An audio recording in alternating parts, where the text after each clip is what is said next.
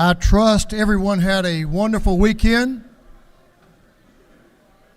Had a lot of powerful conversations with fellow members as we head into the home stretch. So it won't require much conversation on the floor. I get it. Y'all going to be very amenable to giving your full attention to the business of this house. We're going to have the morning roll call. All members present will please vote green to signify their presence in the chamber, and the clerk will unlock the machines.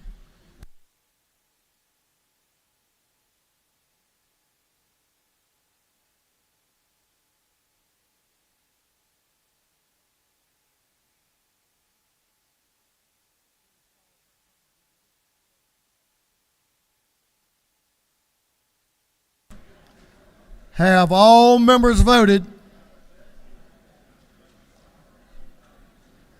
Have all members voted? If so, the clerk will lock the machines. Doorkeepers, will you please close the doors and keep them closed?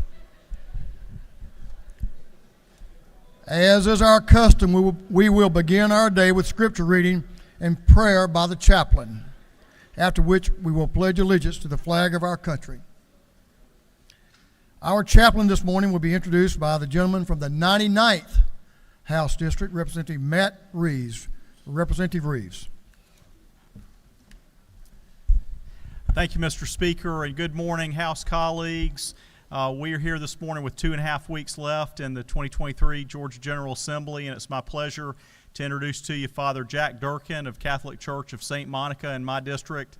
In the spirit of true confession, I am not a Catholic. I go to church slightly outside of my district in Representative Hilton and Al's district, and before that went to a great church in Duluth represented by Representative Marin and Roman, Perimeter Church in Duluth First United Methodist Church. But in order to avoid a chaplain residency challenge, I invited a pastor from the middle of my district, from the heart of my district, Father Jack Durkin. St. Monica's Catholic Church opened about the same time that Peachtree Ridge High School opened about 20 years ago, and they've been faithful in service to our community for the past 2 decades. On Friday night, they had a fish fry and were doing Stations of the Cross to get ready for Easter. They minister at home with St. Vincent de Paul, Ministry to the Needy. They minister abroad in Haiti on the mission field, and they do a great job proclaiming the faith, serving those in need, and looking after people and people's dignity every day. Father Jack Durkin was a teacher and coach in Athens and Macon before he went in the priesthood. He's been a priest nearly a quarter of a century. For basketball fans out there, he went to Chapel Hill and Wake Forest. And he is here today to speak to matters of the heart. Father Jack Durkin.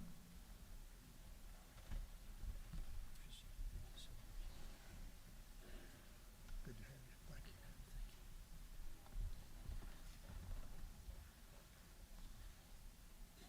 So we'll just say a prayer this morning. Thank you for inviting me today. In the name of the Father, and of the Son, and of the Holy Spirit. Amen. And dear Father, you crafted each of us in our mother's womb in your sacred image to come to know the truth that frees us for abundant life and fruitful love. As one God, you are ever holy and good, and as Father, Son, and Holy Spirit, you are eternal love. For love's sake, you created angelic and human persons so that they would choose the happiness you desire for each of them, each of us, the happiness of Holy Communion that we call heaven, the destination, Father, that you prepared in eternity for each person in history. We humbly acknowledge that we have not always worked for Holy Communion, that we have sinned and sown division, that we have abused our freedom in seeking what we want rather than exercising our freedom in doing what you will. Your will is not for partisanship, but for partnership, not for taking from others for myself, but giving myself for others, not for blaming and canceling others, but for helping and cooperating with others.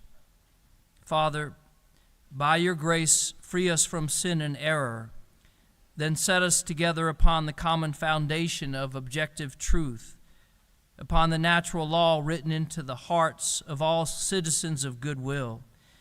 Indeed, make us people of goodwill, representing citizens of goodwill. Make us this day representatives not primarily of our citizens, but representatives for you. You who know and will what is best for each and for all. May we in your name express opinions respectfully and rationally, and in charity and truth craft legislation for our state that anticipates the perfect law of love in heaven.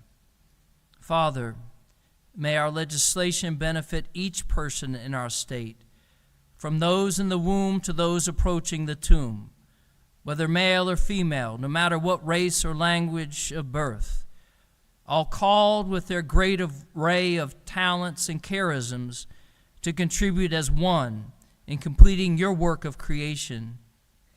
In our state, raise up holy and generous individuals and families and organizations of all sorts. May our laws help all those in Georgia to share in the responsibilities that come with freedom. For all disparities and differences, Father, you ordain or permit for a creative and fruitful exchange by cooperation of different but complementary individuals. May our legislation enable and encourage those of us with food and drink to feast with the hungry and thirsty, those of us who are at home to welcome the stranger to it, those of us wearing clothes to dress the naked, those of us in health to visit the sick, and those of us with freedom to visit those in prison. In the beginning, Father, you said, it is not good for man to be alone. Help all of us, therefore, to remember always that we need one another, that no one is expendable, that our love is to extend not only to family and friends, but even to strangers and enemies. May our politics never divide us in ideology born of envy, but unite us in truth born of love. Amen.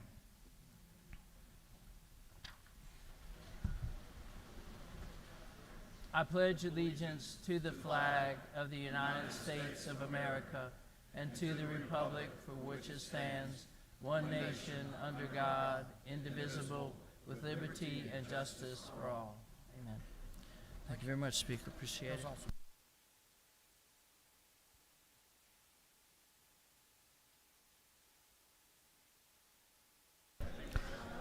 Thank you, Father Durkin. We appreciate you getting our day off to the right start. Doorkeepers will unlock the doors. Members, you may join Father Durkin in the South Ante room for a photo, if you so like.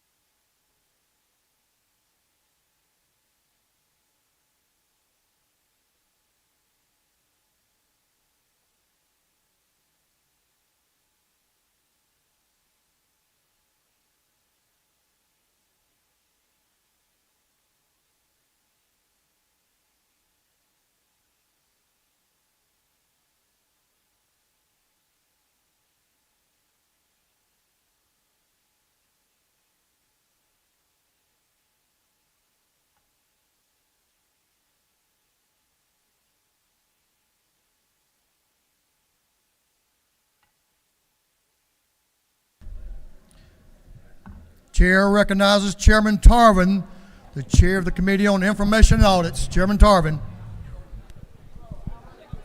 Mr. Speaker, your Committee on Information and Audits has read the journal from the previous legislative day and found it to be correct. And on another note, we're 80% there after today. We lack 8 days, so everybody needs to work hard and not give up. And just something to think about. Success is not final. Failure is not fatal. It is the courage to continue to try that counts. Profound words if I've ever heard them. Never give in. I know another man about your statue that said that. Never give in.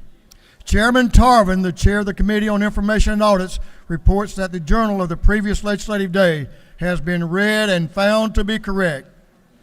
Is there any objection to dispense with the reading of the journal? The chair hears none. The reading of the journal is dispensed with. Is there any objection to the confirmation of the journal? The chair hears none, and the journal is confirmed. Mr. Clerk, will you read the resolution establishing the order of business for the day? Representative Strachan of the 104th moves following be established as the order of business during the first part of the period of unanimous consents. Introduction of bills and resolutions, first reading and reference of House bills and resolutions, second reading of bills and resolutions, reports of standing committees, third reading and passage of uncontested local bills and resolutions, first reading and reference of Senate bills and resolutions, morning orders.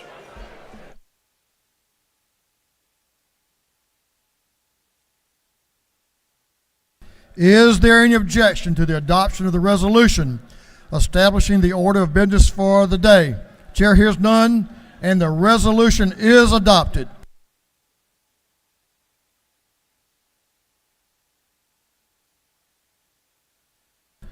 First reading of bills and resolutions. The clerk will read. House Bill 709 by Representative Washburn of the 144th, Dickey of the 145th, and Knight of the 134th. Bill be taught an act to amend and act to provide a new charter for the city of Forsyth. Intergovernmental coordination. House Bill 710 by Representative Chokas of the 151st. Bill be taught an act to create a Board of Elections and Registration for Schley County. Intergovernmental coordination. House Bill 711 by Representative Reeves of the 99th, Administration of the 104th, Clark of the 108th, McLean of the 109th, Muggle of the 105th, and others. A bill be titled Act to amend an act providing a homestead exemption for $4,000 for all county, school district ad valorem taxation. Intergovernmental coordination. House Bill 712 by Representative Davis of the 87th, Beverly of the 143rd, Mitchell of the 88th, Schofield of the 63rd, Scott of the 76th, and others. Bill be titled an act to amend Part 5, Article 6 of Chapter 2 of Title 20, the Official Code of Georgia Annotated, relating to program weights and funding requirements. Education. House Resolution 449 by Representative Cooper of the 45th, Anulowitz of the 42nd, Seabow of the 34th, Washburn of the 144th, and Evans of the 89th. A resolution designating Hypertrophic Cardiomyopathy Awareness Day. Public and community health. Senate Bill 287 by Senator Parent of the 42nd. Bill be titled an act to amend an act relating to the Board of Education of the City of Decatur. Intergovernmental coordination. Senate Bill 288 by Senator Parent of the 42nd. A bill be titled an act to provide a homestead exemption from the City of Decatur Independent School District ad valorem taxes. Intergovernmental coordination. That completes first readers. Second reading of bills and resolutions. The clerk will read. House Bill 704 by Representative Jones of the 47th and Martin of the 49th. A bill to amend an act incorporating the city of Milton and Fulton County. House Bill 705 by Representative Jones of the 47th and Martin of the 49th. A bill to amend an act to incorporate the city of Milton and Fulton County. House Bill 706 by Representative Powell of the 33rd. A bill relating to prestige license plates for special plates and certain persons and individuals. House Bill 707 by Representative Smith of the 70th, Thomas of the 65th, Glaze of the 67th, Bonner of the 73rd, Jenkins of the 136th. A bill to provide for the compensation of the Coweta County Board of Education. House Bill 708 by Representative Chastain of the 7th. A bill to authorize the governing authority of the city of Ellijay to levy an excise tax.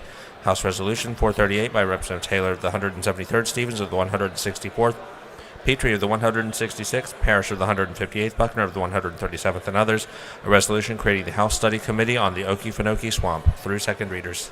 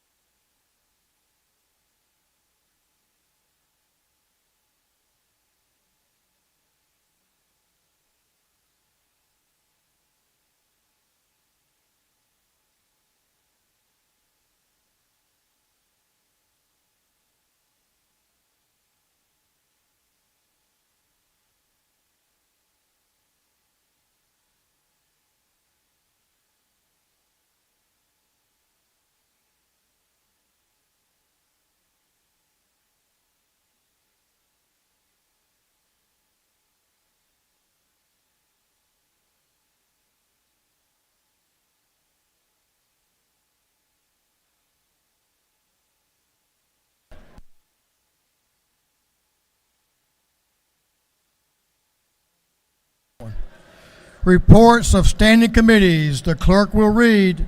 Representative Beth Camp from the 135th District, Chairman of the Committee on Intergovernmental Coordination Locals, submitted the following report. Mr. Speaker, your Committee on Intergovernmental Coordination Locals and under its consideration following bills of the House has instructed me to report same back to the House with the following recommendations. House Bill 468 do pass by substitute. House Bill 540 do pass. House Bill 601 do pass by committee substitute. House Bill 620 do pass. House Bill 621 do pass. House Bill 624 do pass. House Bill 631 do pass. House Bill 642 do pass. House Bill 644 do pass. House Bill 662 do pass. House Bill 511 do pass. House Bill 623 do pass. Respectfully submitted, Representative Beth Camp of the 135th District, Chairman. That completes the reading of the reports of standing committees.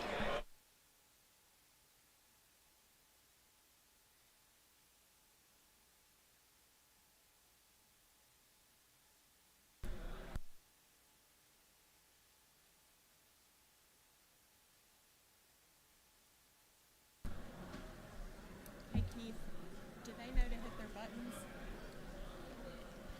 House will come to order. House will come to order. Members, please take your seats.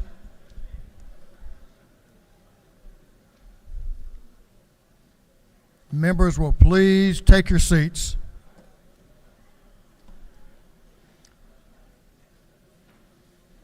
We have a very special resolution this morning.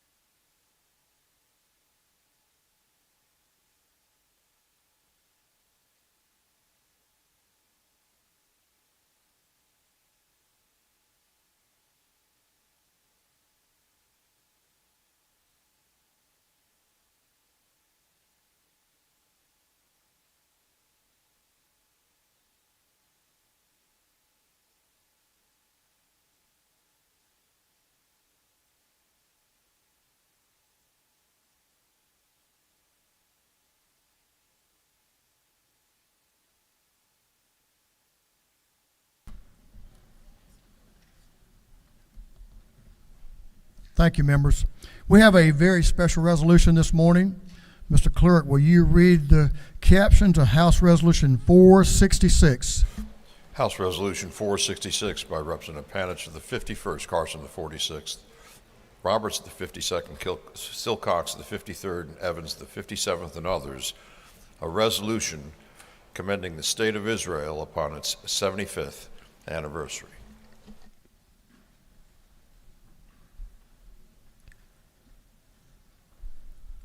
Representative Panich is recognized to speak to the resolution. Representative Panich. Thank you, Mr. Speaker. Shalom, y'all. Come on. Shalom, y'all. Thank you. It's my honor to present this resolution. Whereas the Jewish people established a sovereign and independent state of Israel on May 14th, 1948, and the United States immediately recognized and established full diplomatic relations with Israel.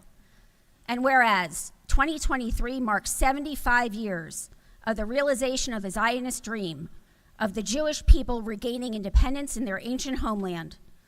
And whereas 2023 also marks 75 years of robust United States and Israel relations reflected in the relations between the state of Georgia and Israel, a special relationship based on mutually shared democratic values, common strategic interests, and moral bonds of friendship and mutual respect. And whereas the state of Georgia is an unequivocal supporter of the state of Israel and its right to defend itself against terror and any threat to its security, and whereas Georgia is proud to serve as home to the Israeli Consulate General to the southeastern United States. Now, therefore, be it resolved by the House of Representatives that the members of this body commend the State of Israel upon the grand occasion of its 75th anniversary, support Israel in its legal, historical, and moral right to its reestablished independence, and recognize the Jewish people's right to self-determination in their ancient homeland. It is my honor to present Consul General Anat Sultan Dadon, who assumed her role as Consul General in Atlanta in July 2019. Consul General Sultan Dadon joined the Israeli Diplomatic Corps in 2004 and has held various positions at the embassies of Israel in Cameroon, Germany, the Netherlands, and Australia. At the Ministry of Foreign Affairs in Jerusalem, Sultan Dadon has held positions in the Euro-Asia and Asia-Pacific divisions. Sultan Dadon earned a BA in Psychology and Education from the Hebrew University of Jerusalem in 1999. My mother also went there. And an MA in Criminology with high honors from the same institution. In 2020, Sultan Dadon was honored by Morehouse College with induction into the Martin Luther King Jr. International College of Ministers and Laity. In her current role in Atlanta, Sultan Dadon is responsible for promoting all aspects of the bilateral relations between Israel and the 7 states covered by the Consulate General of Israel to the southeast: Alabama, Georgia, Kentucky, Mississippi, North Carolina, South Carolina, and Tennessee. Sultan Dadon is married to Yaron, and they are the proud parents of 3 girls. On the floor, I'd like to also recognize Deputy Consul General Alex Skenler, Director of Political and Government Affairs Karen Eisenberg-Jones, Director of Public Affairs Aaron Braunstein, and Chief of Staff Jacqueline Allen. I also like to recognize the consulate staff in the gallery. Please stand up and be recognized. Thank you.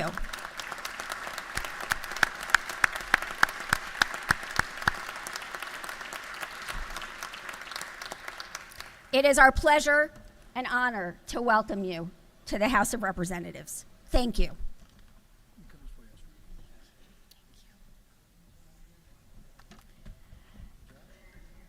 Shalom. Thank you, Mr. Speaker. Thank you, Representative Panich, for the very warm welcome and introduction. Jewish visionary Theodor Herzl, who turned Zionism into a political movement 125 years ago, famously wrote, "If you will it, it is no dream." Today, we celebrate the realization of the age-old Zionist dream, and there is so much to celebrate. We celebrate the regaining of sovereignty and control of our destiny, and the incredible regathering of our people in our ancestral homeland. In 75 short years, we've established a vibrant democracy, a diverse society, and a robust economy. Israel, one of the smallest countries in the world, is today one of the world leaders in technology and innovation. Minutes after the State of Israel's Declaration of Independence on May 14, 1948, United States President Harry Truman officially recognized our statehood. Since then, the United States has stood steadfast in its support of the nation-state of the Jewish people. Within the United States, the state of Georgia has consistently demonstrated an unwavering support of Israel and of our bilateral relations, which encompass a vast variety of fields: economic, cultural, academic, and more. In 2022, the Georgia-Israel Legislative Caucus was launched, with the list of members continuously growing, a reflection of the strong relations that we enjoy. Alongside the many achievements, one crucial achievement is yet to be fully realized, that of peace with our neighbors. Peace has been achieved with Egypt and with Jordan, and the Abraham Accords signed in 2020 between Israel, the United Arab Emirates, and Bahrain are paving the way for a new Middle East, one of partnership and prosperity for those who choose a better tomorrow for their peoples. Both Israel and the United States are fully committed to further expanding the circle of peace. While we will keep pursuing that goal, we will also always remain prepared to defend ourselves against any threat to our state and people. Israel's eternal commitment as the nation-state of the Jewish people is that never again will a Jew face hate, danger, or persecution with nowhere to turn. But there must be a global commitment as well. With anti-Semitic incidents reaching an all-time high in the United States, declaring never again on Holocaust Remembrance Day is not enough. Anti-Semitism must be actively and consistently recognized, exposed, and addressed. I would like to commend the many representatives here who just a few days ago demonstrated moral clarity in voting in favor of HB 30 to adopt the IRA working definition of anti-Semitism in the state of Georgia. As we celebrate our accomplishments and as we continue to face challenges, we know that we do not stand alone. I would like to finish by saying thank you, toda rabah, to our many friends here in the Georgia State Legislature for your support and commitment to Israel and to the continued realization of the dream. Thank you.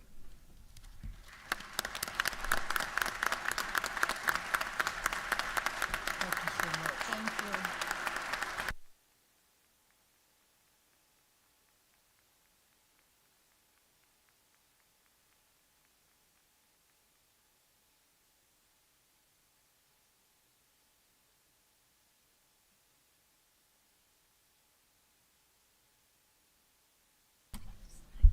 Thank you, Consul General. Georgia and Georgians have always been blessed to have a relationship with the Israeli people and with the country of Israel. 75 years, what an awesome milestone.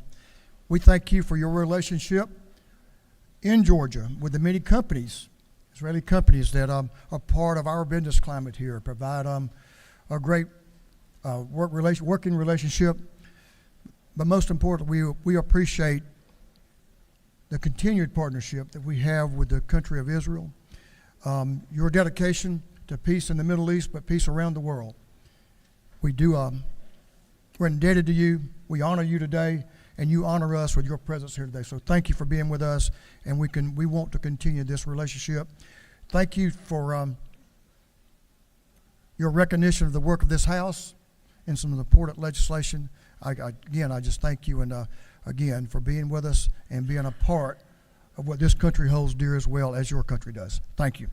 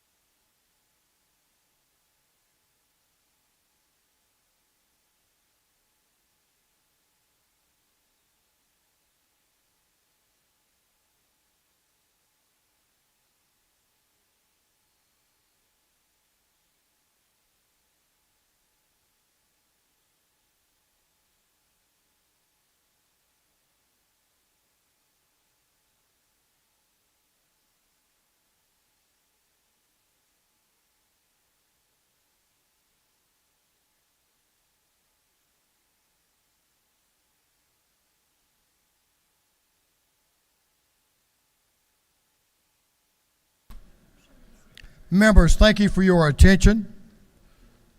We're going to move on with our business for this day. Third reading and passage of uncontested local bills.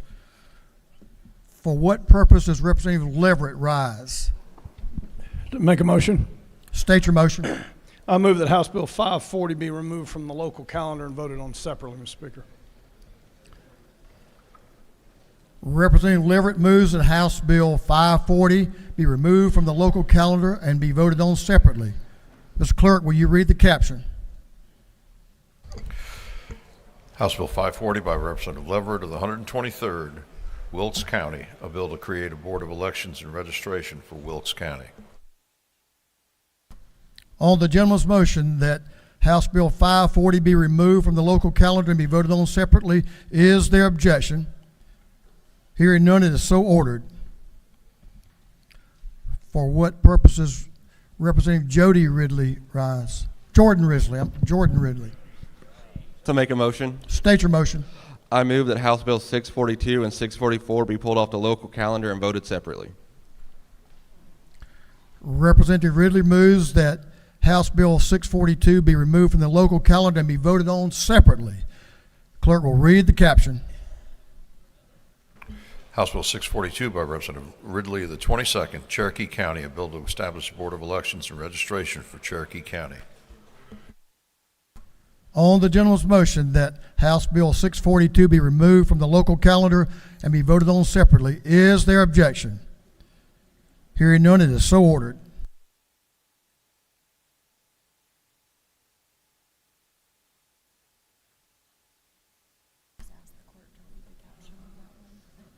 Mr. Clerk, will you read the caption to House Bill 644?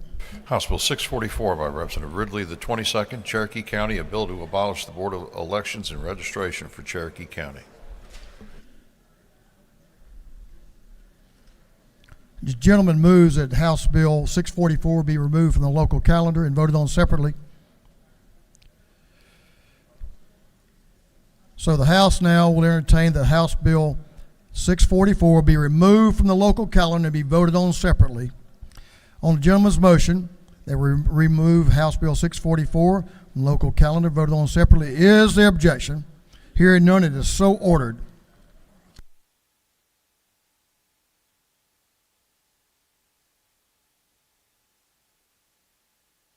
So members, what we'll do now, our posture is we will vote on the local calendar without the three bills that we just removed from the local calendar. And one bill on the local calendar relates to homestead exemption and requires a recorded 2/3 roll call vote for passage. Third reading and passage of uncontested local bills. Is there no objection? If there is no objection, we will vote on the local calendar as a whole with a recorded vote. Hearing none, it is so ordered. The clerk will read the local calendar. The clerk will read. House Bill 468 by substitute by Representative Bentley, the 150th City of Butler. House Bill 601 by substitute by Representative Silcox, the 53rd City of Sandy Springs. House Bill 620 by Representative Scoggins, the 14th Bartow County. House Bill 621 by Representative Scoggins, the 14th Bartow County. House Bill 623 by Representative Gamble, the 15th Bartow County. House Bill 624 by Representative Gamble, the 15th Bartow County. House Bill 631 by Representative Parrish, the 158th City of Swainsboro. House Bill 662 by Representative Bruce, the 61st Fulton County. House Bill 511 by Representative Horner, the 3rd Catoosa County.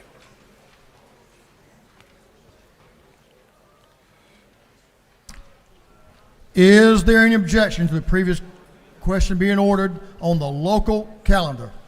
Chair hears none. The previous question is ordered.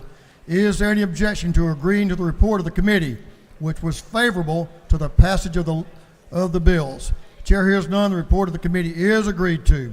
Shall these bills now pass without House Bill 540, 642, and 644?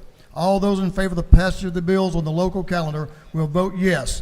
All those opposed will vote no. And the clerk will unlock the machines.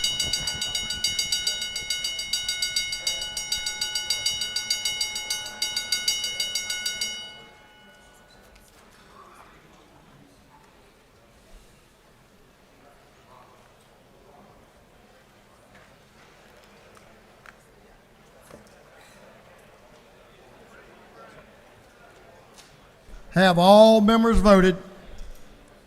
Have all members voted? If so, the clerk will lock the machines.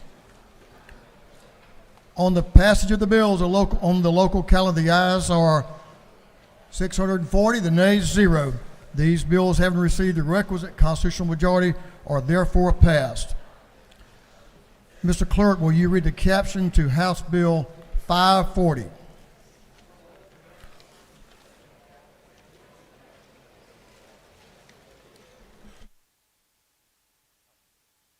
House Bill 540 by Representative Leverett of the 123rd, Wilkes County.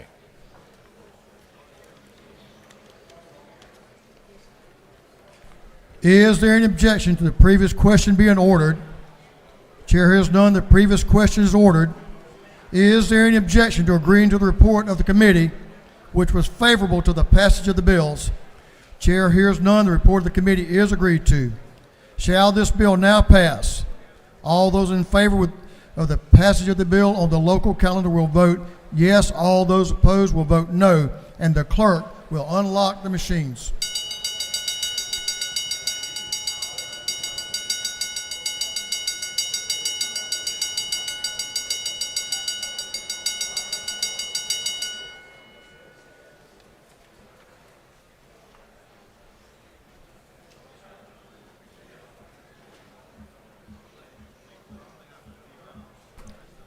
For what purpose does Representative Leverett rise? Parliamentary inquiry. State your inquiry. Mr. Speaker, is it not true that this bill was requested by the county commissioners of Wilkes County, who are exclusively, it's a Democratic institution and composed of no Republicans on that board? I'm sure the gentleman knows of what he speaks and knows the makeup of that board. One further parliamentary inquiry, Mr. Speaker. State your inquiry. Is it not further true that the reason for the manner of appointment in this bill was so that we can preserve seats for the existing members of the Board of Registrars, who are currently all women, and to my knowledge, there are 3 African-American women whose seats are desired to protect because they're some of the nicest people you could ever met, and nobody on the commission wants to have to risk somebody else getting on that board except for them. I'm sure the gentleman understands the lay of the land down in Wilkes County and believes certainly in what he speaks. Have all members voted? Have all members voted? If so, the clerk will lock the machine. On the passage of the bill on the local calendar, the ayes are 97, the nays are 68. This bill, having received the requisite constitutional majority, is therefore passed. Mr. Clerk, will you read the caption to House Bill 642? House Bill 642 by Representative Ridley of the 22nd, Cherokee County. Is there any objection to the previous question being ordered? Chair hears none. The previous question is ordered. Is there any objection to agreeing to the report of the committee, which was favorable to the passage of the bill? The chair hears none. The report of the committee is agreed to. Shall this bill now pass? All those in favor of the passage of the bill on the local calendar will vote yes. All those opposed will vote no. And the clerk will unlock the machines.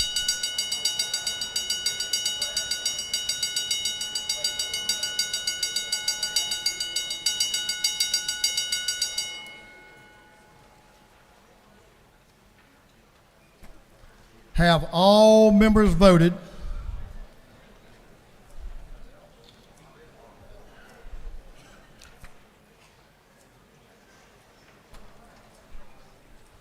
For what purpose does Representative Draper rise?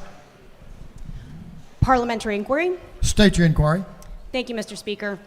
Mr. Speaker, is it not true that nothing in DeLay v. Sutton, the alleged reasoning for the restructuring of Cherokee County, requires allowing commissioners to be able to reject all proposed names from one party in the way HB 642 outlines?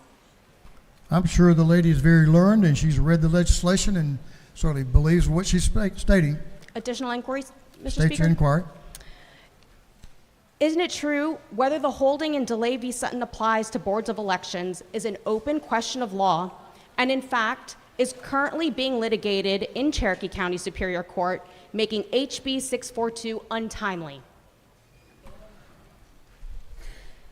I'm not sure of that, but I would say that the lady has certainly studied the proposition, understands a lot of things about our judicial system, and she certainly believes in what she states. One final inquiry, Mr. Speaker? One more inquiry. Thank you.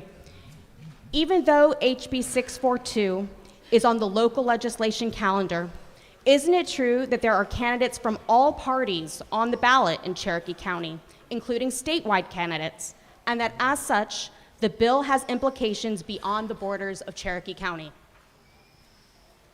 I'm sure the lady understands and knows of what she speaks. Thank you.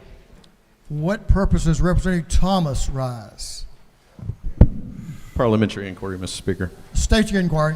Is it not true that line 1 of both 642 and 644 explicitly state this is for the Board of Cherokee County, Board of Elections for Cherokee County? I'm sure the gentleman's a learned engineer and he can read very clearly and distinctly. He knows of what he speaks. My reading is pretty good. Further inquiry, Mr. Speaker. State your inquiry. Is it also not true that this is a local bill that's been voted for and passed by the local delegation? I'm sure the gentleman knows what he speaks, and the delegation, I hope, has followed the rules of this House. That's all, Mr. Speaker. Thank you. Thank you for your inquiry. For what purpose does Representative Westbrook rise? Parliamentary inquiry. Thank you, Mr. Speaker. State your inquiry. Is it not true that HB 642 would allow the Cherokee County Board of Commissioners to appoint partisans of only one political party to the County Board of Elections and Registration, thereby potentially weaponizing the board?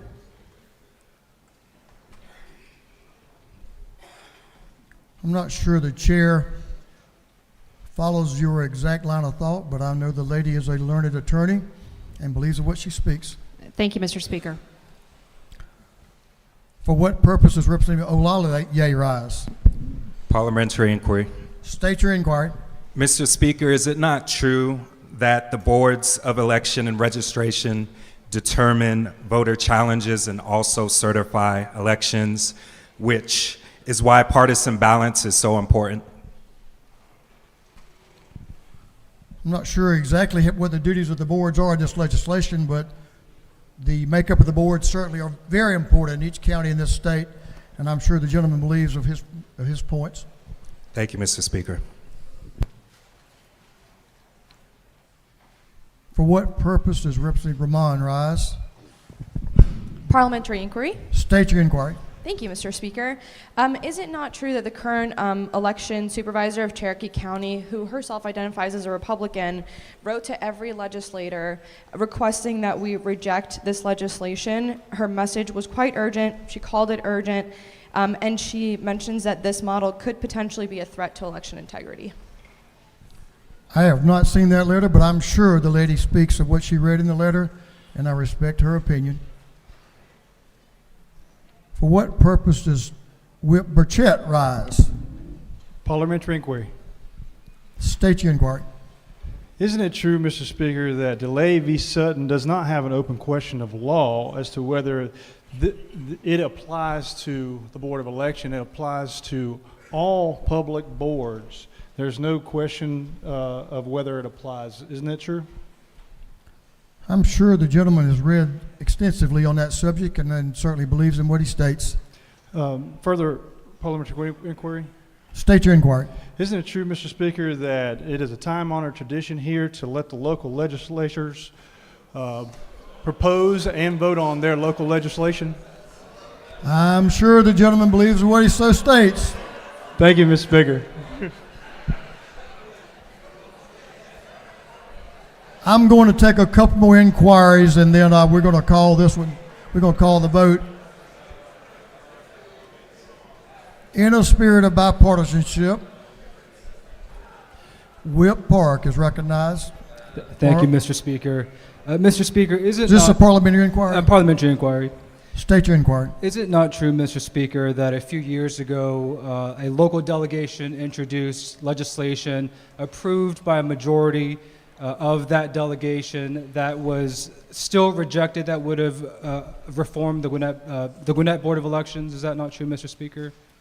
I'm sure the gentleman has a great grasp on the history of this House, and I'm sure he believes exactly what he states. Further inquiry, Mr. Speaker? State your inquiry. Is it not true that if we continue to see Republican counties introducing these reformations to their Board of Elections, that hopefully we'll see the kind of deference given to democratically controlled counties in terms of how they would want to reform their Board of Elections? I'm sure the gentleman believes exactly what he just said to me, and I'm going to leave this up to all the members of this House to make a determination on the legitimacy of your thought, and I'm sure the gentleman does agree and has thought very much through it. I want to take one more inquiry, and that's going to come from the representative from the 22nd. For what purpose does Representative Jordan Ridley rise? Parliamentarian inquiry. State your inquiry. Is it not true that there are more than two parties in this great country, and this bill allows representation from those outside the two large parties and ensures fairness to all parties and even those who are registered independents? I'm sure the gentleman believes everything he just stated to me. Have all members voted? If so, the clerk will lock the machines on the passage of the bills on the local calendar, passage of the bill on the local calendar. The yeas are 97, the nays are 70. This bill, having received the requisite constitutional majority, is therefore passed.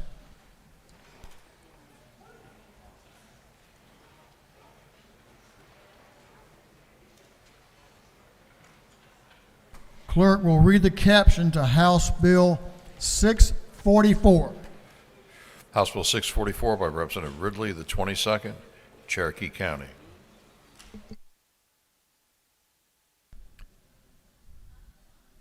Is there any objection to the previous question being ordered on House Bill 644? Chair hears none. The previous question is ordered. Is there any objection to agreeing to the report of the committee, which was favorable to the passage of the bill?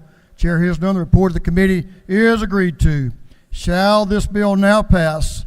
All those in favor of the passage of the bill on the local calendar will vote yes. All those opposed will vote no. And the clerk will unlock the machine.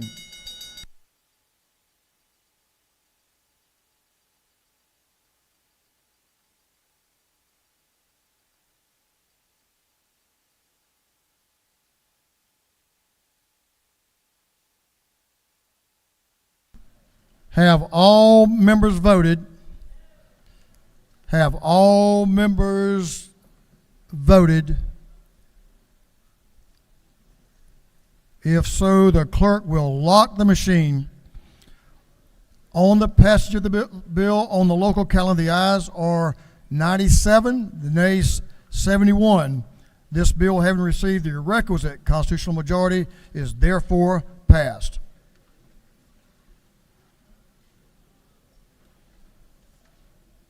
We're now going to recognize our Doctor of the Day. Representative Okoye will introduce our Doctor of the Day. The gentleman from the 102nd is recognized.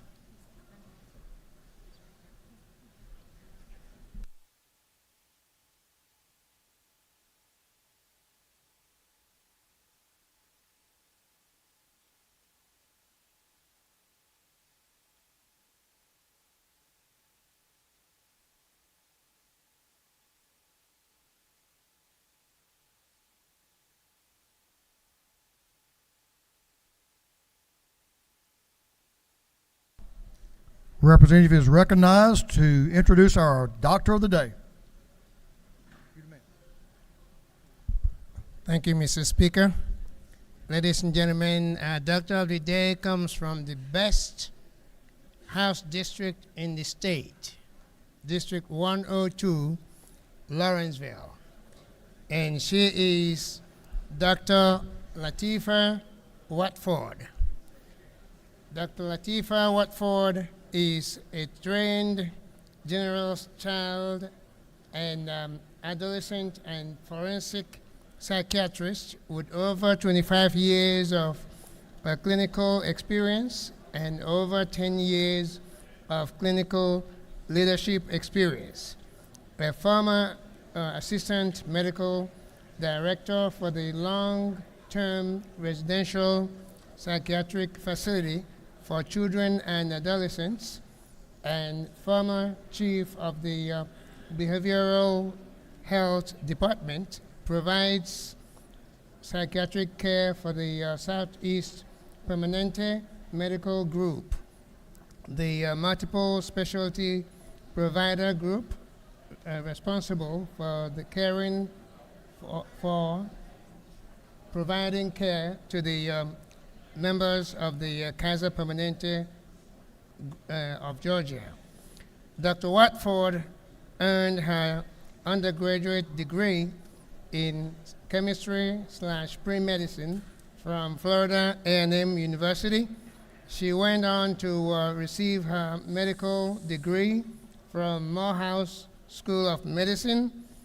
After graduation, Dr. Watford completed 5 years of specialized training in pediatrics, general psychiatry, and child adolescent psychiatry at Indiana University in Indianapolis, Indiana. During the last year and a half of her residency, Dr. Watford served as chief resident for 2 different residency programs. As chief resident, Dr. Watford served as a liaison between the faculty and training doctors and excelled in the role of teacher, clinician, administrator, and leader. Upon completion of her residency program, Dr. Watford returned to Georgia to complete a fellowship in forensic psychiatry at Emory University. As a lover of travel, Dr.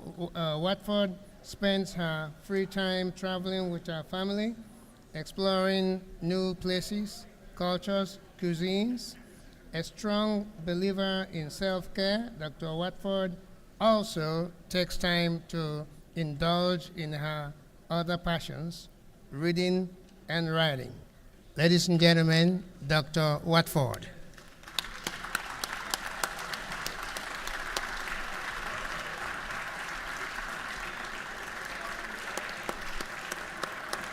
Good morning, and thank you so much for allowing me to come and serve you as you serve all of us Georgians. Your hard work and dedication is appreciated. Even though you may not hear it every day, we know you're fighting a good fight. Please continue to fight hard for us, and we will continue to take care of you. I hope you all have a wonderful day. That's great. Thank you, Dr. Sue.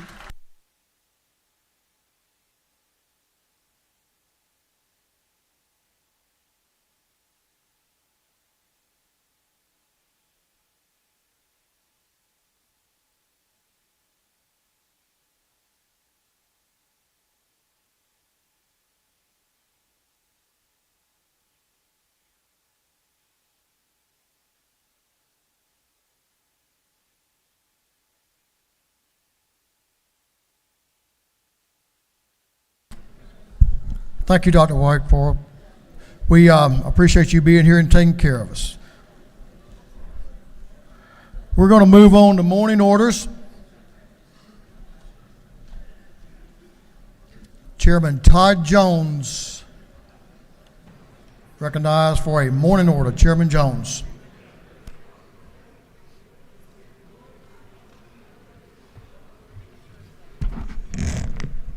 Thank you, Mr. Speaker.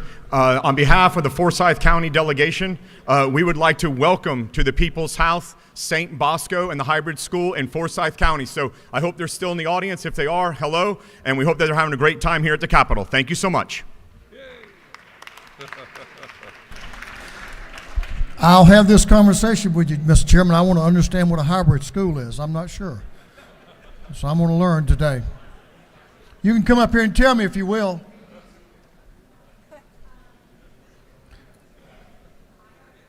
Chair Lady Houston and Chairman Perkle are recognized. There they are for a morning order. Thank you, Mr. Speaker. Chair Lady Houston and myself would like to make sure that you take advantage of this leather drink coaster on behalf of ABAC, 115 years old.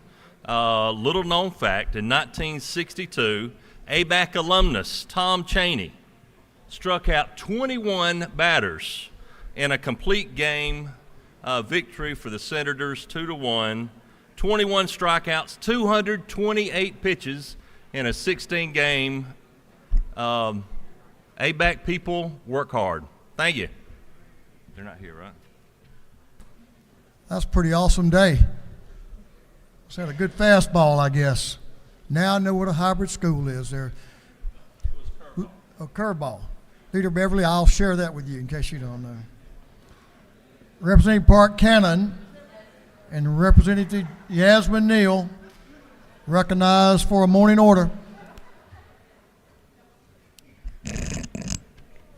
Here she comes, Representative Cannon. She's on the way. Thank you, Mr. Speaker. So today we're excited because we have a group of 30 students from Clayton County visiting the state capitol for the first time. They are in the gallery. Hope you can wave. Yes, in the building.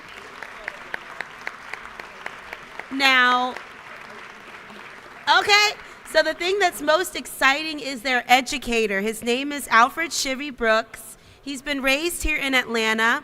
He actually started marching in 1992 after the historic Rodney King protest. He's been featured on the front of the New York Times with the George Floyd rally. He, of course, got his start in being in the public by being on 106 and Park's Freestyle Friday competition, if y'all remember that. That's always been very fun. He actually went to the Andrew Young School of Public Policy here at Georgia State and graduated cum laude. We're just really proud. He used to be a legislative aide here for the Working Families Caucus and then went on to work for the AFL-CIO and now is a full-time educator. We just thank you, Alfred, for bringing these kids today to the Capitol.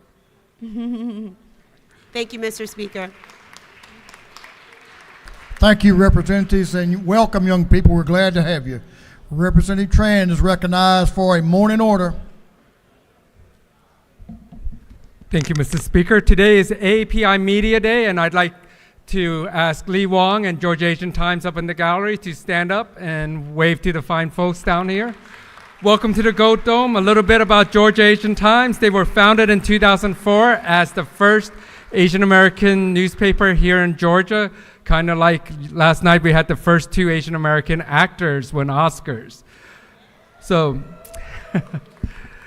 they cover not just the Asian American community, but the local businesses, health, lifestyle, food, and arts. They also cover Chinese, Korean, Japanese, Malaysian, Cambodian, Laotian, Filipino, Singaporean, Vietnamese, Taiwanese, Thai, Burmese, Indian, and Indonesian communities here in Metro Atlanta. So they are here at the Capitol today. They've asked everyone to join them in 502 for lunch upon adjournment. Come meet them. Maybe they'll do some press coverage on you or invite you onto their podcast. Thank you, Mr. Speaker. Thank you. Welcome to your house. Good to have y'all. Chairman Carson recognized for a morning order. Thank you, Mr. Speaker. I just wanted to say real quick, we have a group of Trail Life and American Heritage girls here at the Capitol today. I think they're out touring around the Capitol Rotunda and upstairs, but I see one little girl up there in the gallery. Could you stand? She's wearing the red uniform with American Heritage Girls, a faith-based organization, along with Trail Life and other faith-based organizations. Thank you, Mr. Speaker.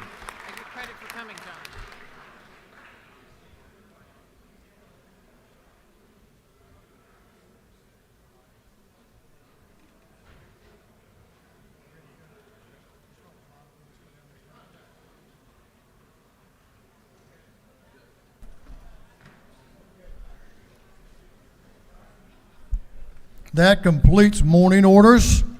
We're ready to move on to the rules calendar. Members will please take your seats and take those important conversations into the anteroom.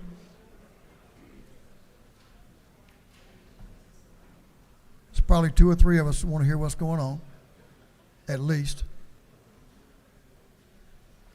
Members will cease conversation or take your conversation into the anteroom.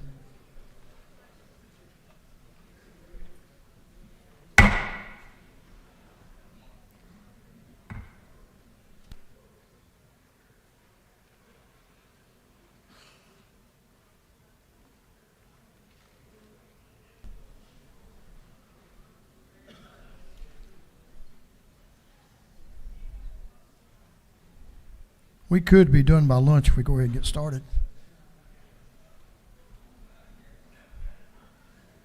Members will please give your attention to the member in the well that's presenting the bill.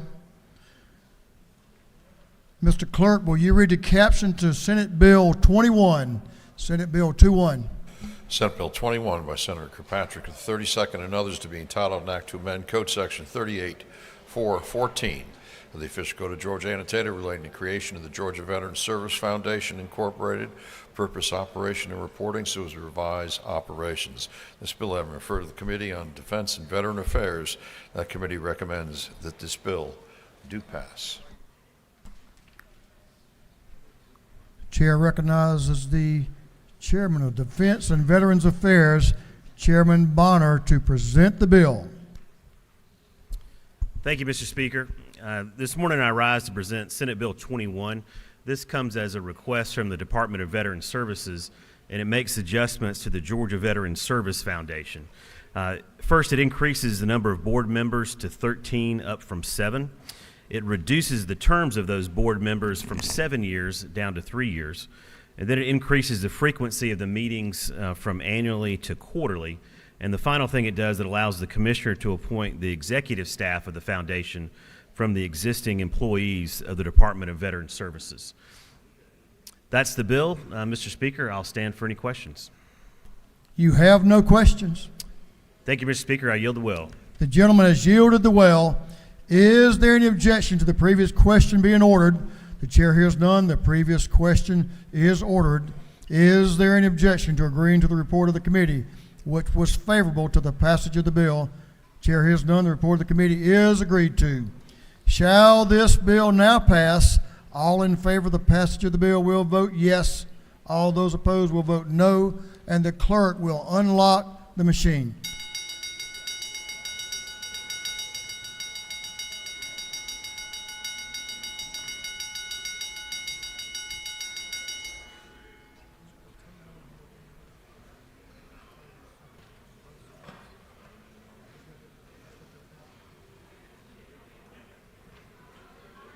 Have all members voted?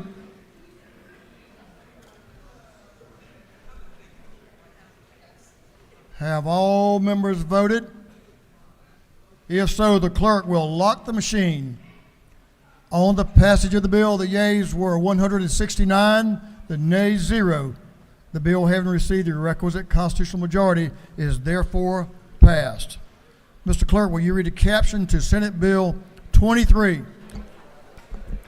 Senate Bill 23 by Senator Kirkpatrick of the 32nd and others to be titled an act to amend various titles of the Official Code of Georgia Annotated so as to revise committee name and repeal provisions relative to inactive boards, panels, authorities, centers, commissions, committees, councils, task forces, and other such bodies. This bill having referred to the Committee on Code Revision, that committee recommends that this bill do pass by committee substitute. Representative Hilton of the 48th House District will present the bill. Thank you, Mr. Speaker and colleagues. Today I'm proud to present to you Senate Bill 23, which renames and eliminates various inactive boards, commissions, councils, and authorities.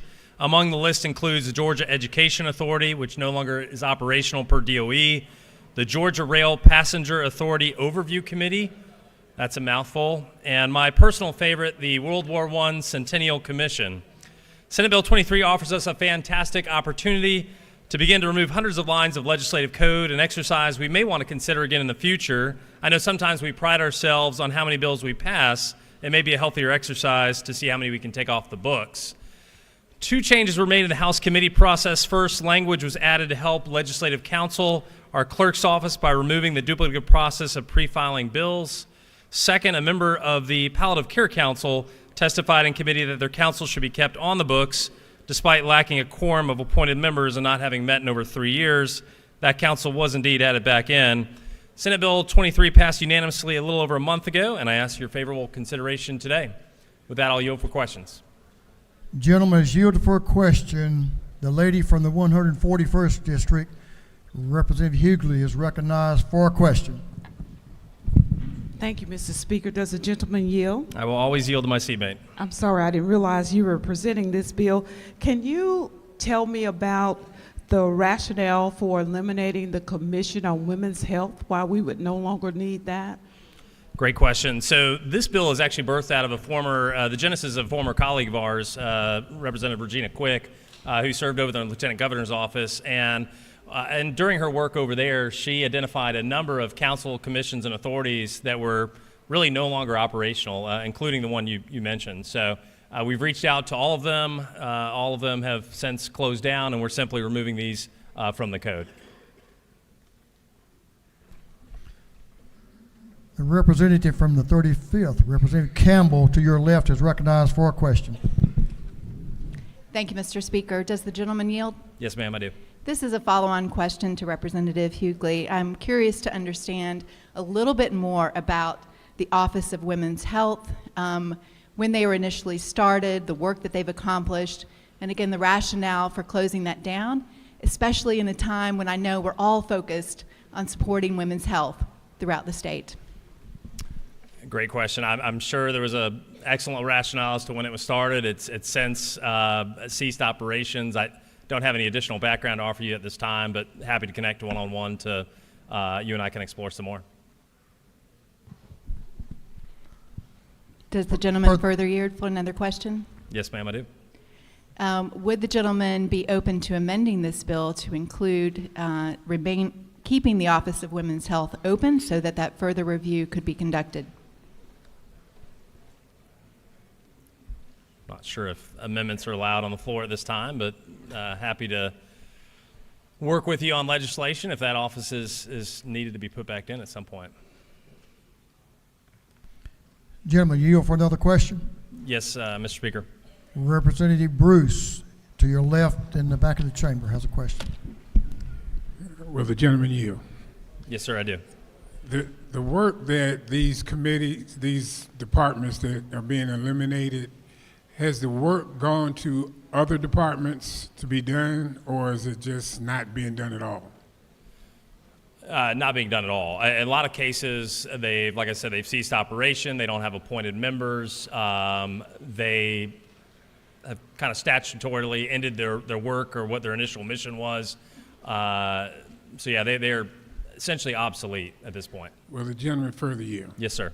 Is there some place that you are aware of where people that are interested could find out what these departments were doing, keeping in line with what the ladies have already mentioned? It just seemed that some of those that you've named, that there's still work to be done under those, if you assume what they were doing.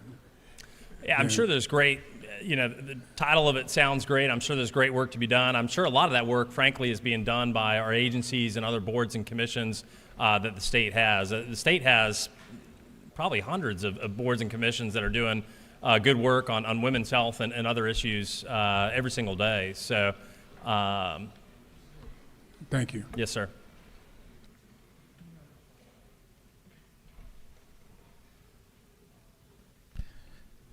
Chair recognizes Representative Park Cannon to your left for a question. Thank you. Do you yield? Yes, ma'am.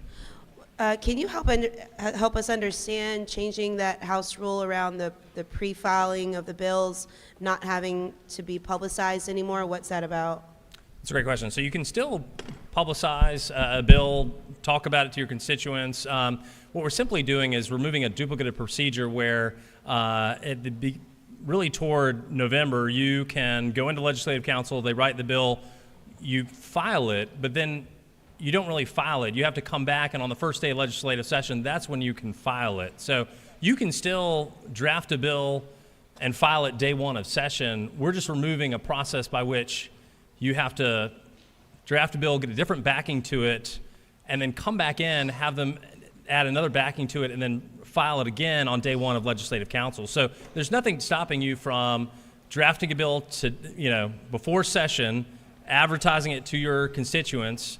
It's just we're changing, you then file it one time when we get into session at the beginning of the year. Just a further question. So why would you say that it was duplicative before, and why is this a better solution? Does it change the bill number? Because Legislative Council, they draft a bill, they put a different backing to it, you then pre-file it, and really you haven't filed anything. So you'll reserve a number, say HB1, and then HB1 is kind of floating out there until you file that bill. You actually have to come back in, get a different backing to it, and get co-sponsors to that bill. So it's removing kind of a second step and going back to a practice that we've had in this body in the past.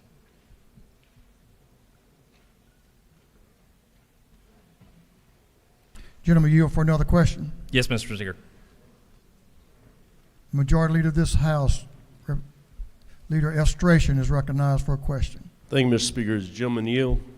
Yes, sir. Sir, isn't it true that your bill does not abolish the Office of Women's Health? It simply alleviates the reporting requirement that that office may have, and that's as covered under Section 6.1 of your bill. Isn't that correct? Yes, sir. That is correct. All right. Yes. So any concerns as to work that's being done by the Office of Women's Health would be unaffected other than the reporting requirement that's referenced here? That is correct. All right. Thank you.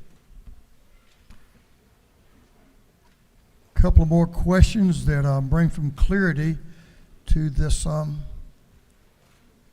this issue. Representative Chokus is recognized for a question.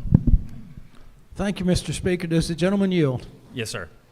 Isn't it true, sir, that in committee many of these boards did not meet and haven't met in quite a few years?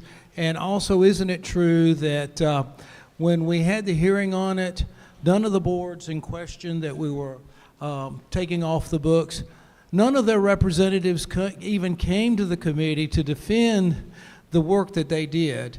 So I commend you on this, and I thank you for this legislation. Yes, sir. Thank you. With that, Mr. Speaker, I will yield the well. If there's no other The questions. gentleman has yielded the well. He has a couple more questions, but he's yielded the well. I think we've had a thorough discussion and clarified a couple of points that were of concern. So thank you for the presentation and thank you for the questions, members. Is there any objection to the previous question being ordered? Chair hears none. The previous question is ordered. Is there any objection to agreeing to the report of the committee, which was favorable to the passage of the bill? The chair hears none. The report of the committee is agreed to. Shall this bill now pass? All in favor of the passage of the bill will vote yes. All those opposed will vote no, and the clerk will unlock the machine.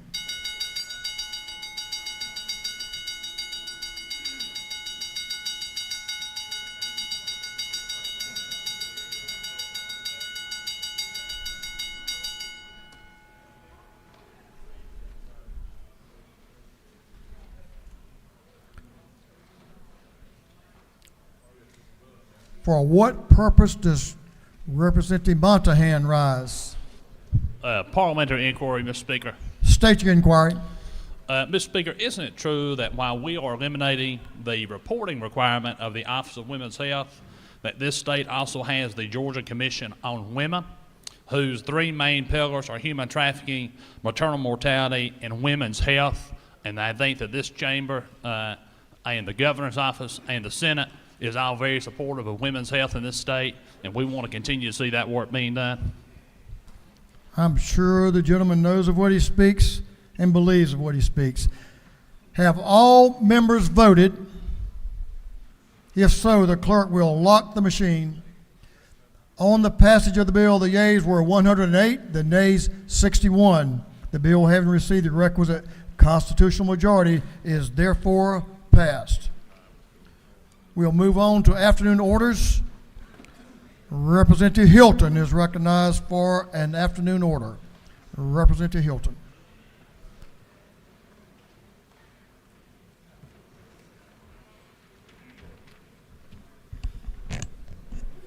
Thank you, Mr. Speaker. Twice in one day. This is great. Well, this past weekend, we all had that dreaded weekend where we sprang forward into daylight saving time.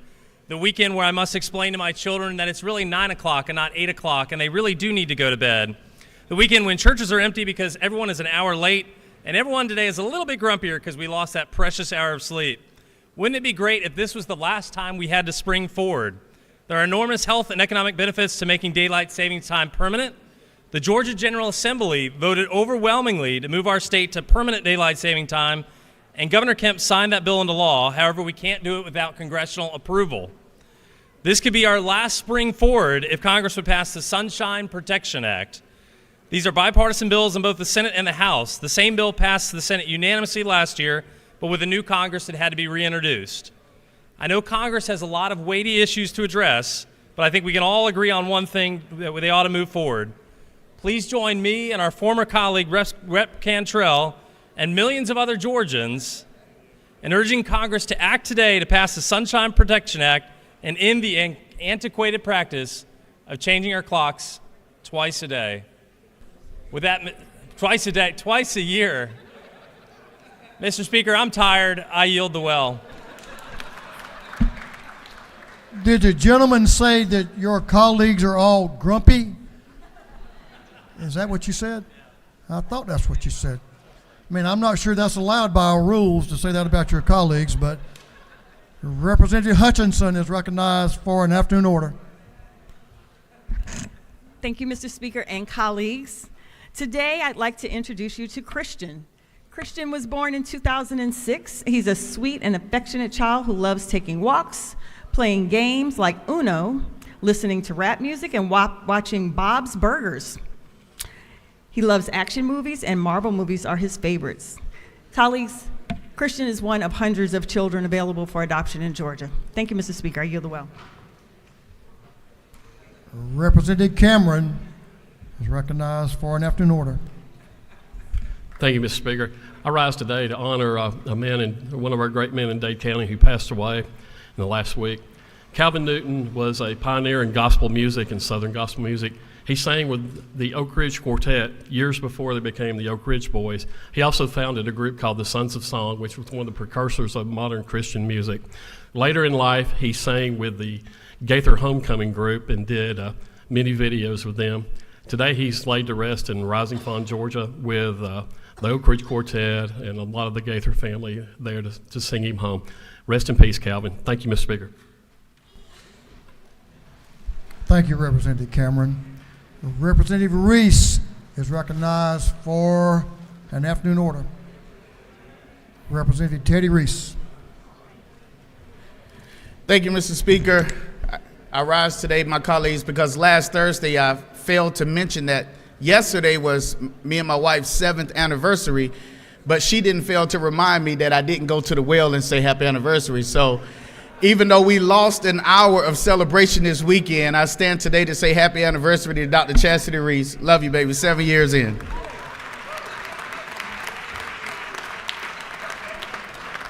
A lucky woman to be married to Representative Reese, no doubt about that. Representative Draper is recognized for an afternoon order. Thank you, Mr. Speaker. Colleagues, I suspect most of us here would fancy ourselves very familiar with how elections work. After all, every single one of us has been on the ballot. But let me ask you this. How many of you have paid close attention to the inner workings of election administration? How many of you have been a poll worker or a poll watcher or appointed to be an absentee ballot processing monitor, a vote review panelist, a ballot duplication panelist, or observed an audit? I've done all those things and more, and today I rise to tell you about my first experience seeing how the election sausage was made. So it happened several years ago. I was asked to volunteer on a vote review panel, and I didn't know what a vote review panel was at the time, but what the panel does is it reviews ballots that cannot be interpreted by a scanner and attempts to discern voter intent.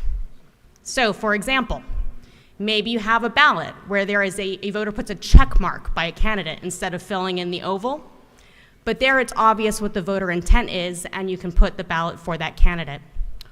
Or, in another case, in other instances where the voter's intent is not clear, you can throw out the ballot.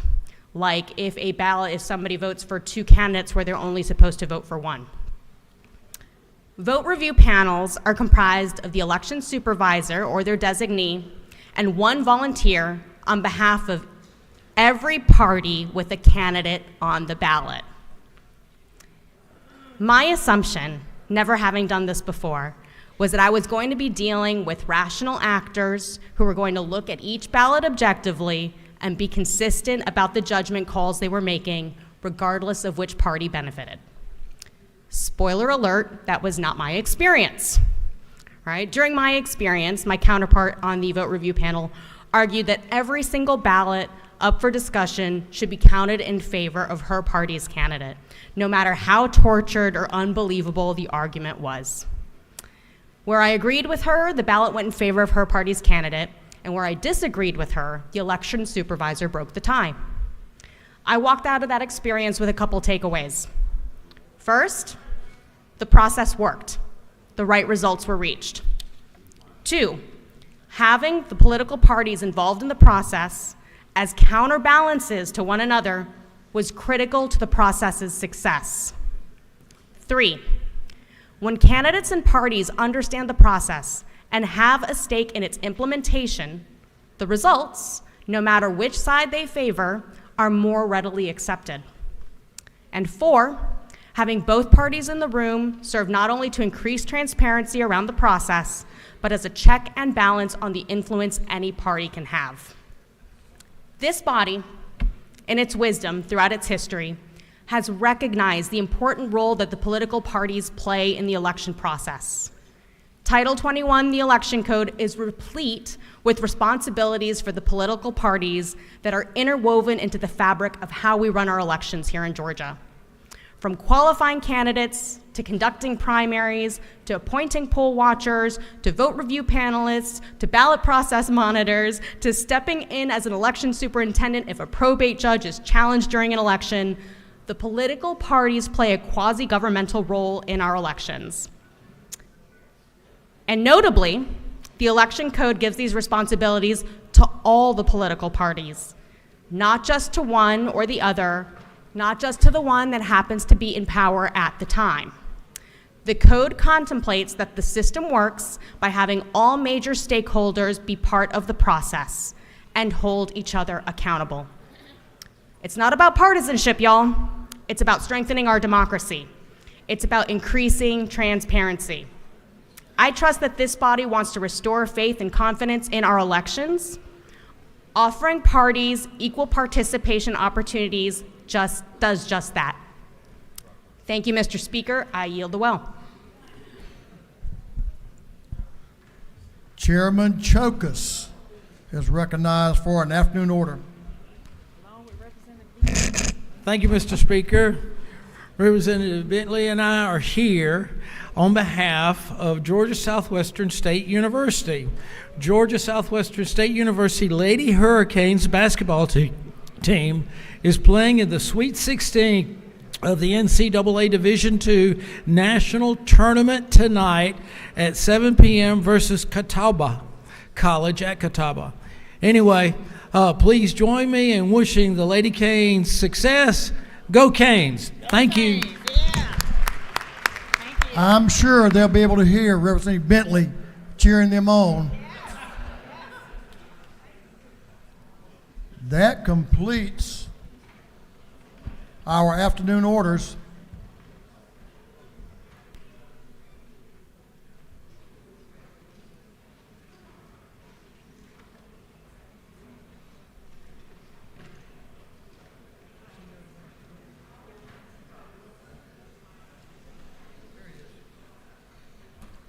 For what purpose does Representative Barrett rise? To make a motion. State your motion. I move that the rules be temporarily suspended so that a bill may be read for the first time and assigned to committee.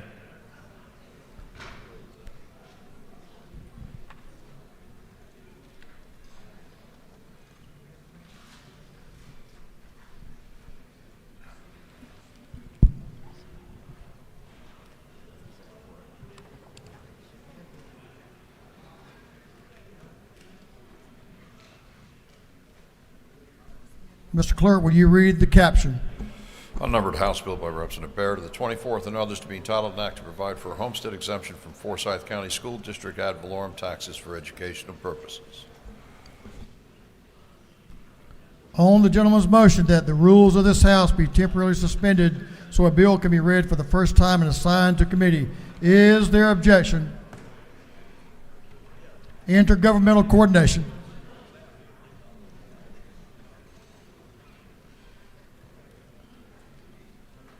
We did have one final afternoon order, and I overlooked it. And I'm sure it's special. Chairman Carpenter is recognized for an afternoon order. Thank you, Mr. Speaker. I know everybody's ready for lunch, but I thought this was important. I don't know what most of you guys were doing this weekend, but I had a small group of folks in Whitfield County get together and decide that I was not the representative for the Republican Party in Whitfield County this weekend. And I just want to say it's pretty disgusting to attack my integrity and my concerns for my citizens and concerns for this state. So I look forward to whoever you put up against me next year and continue to support the great folks of District 4.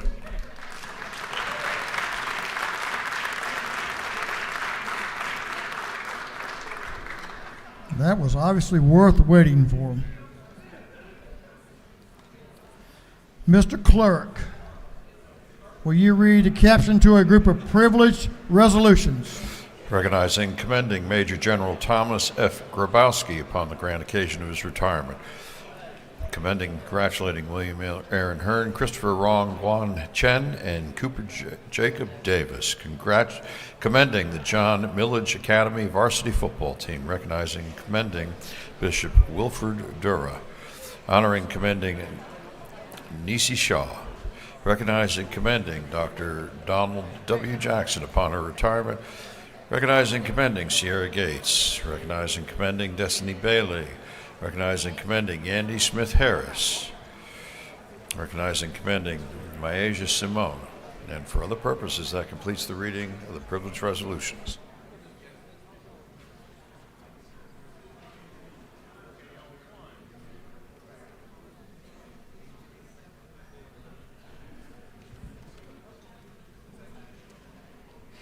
Is there any objection to adopting the privileged resolutions? The chair hears none, and the resolutions are adopted. We do have some announcements. Chairman Tyler Paul Smith is recognized for an announcement.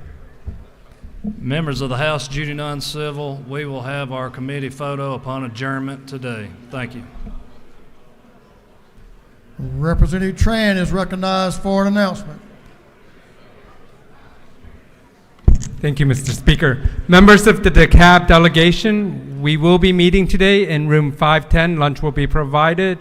Members of the DeKalb delegation, we are meeting upon adjournment in room 510, and the George Asian Times is in 502.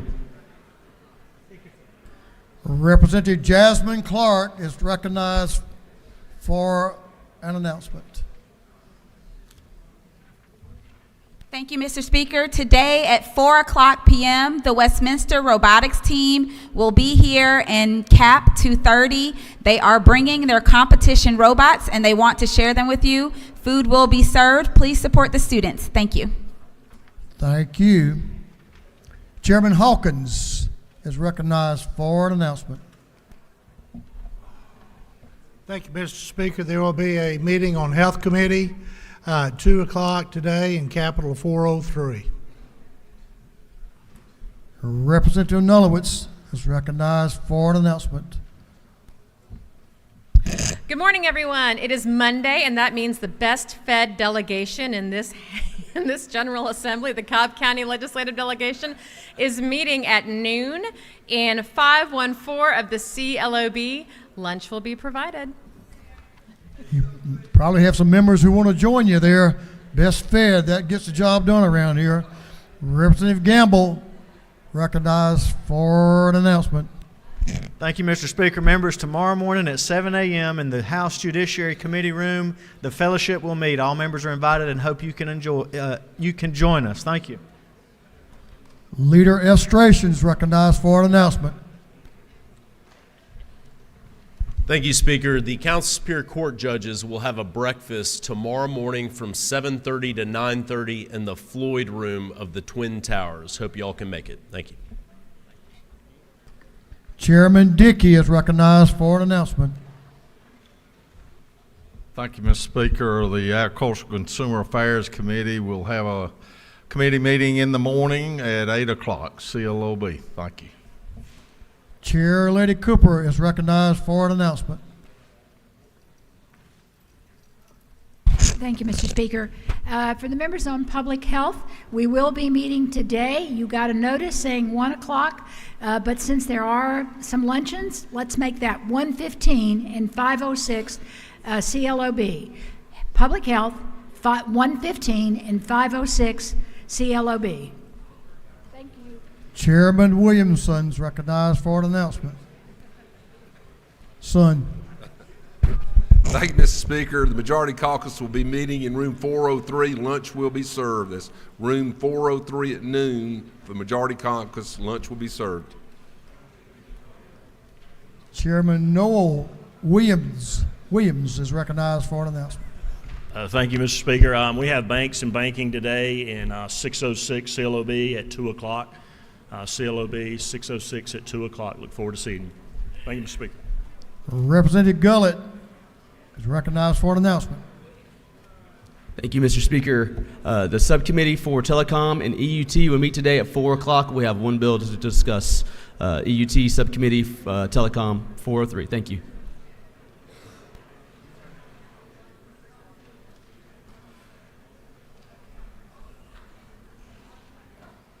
The majority leader of this House is recognized for a motion.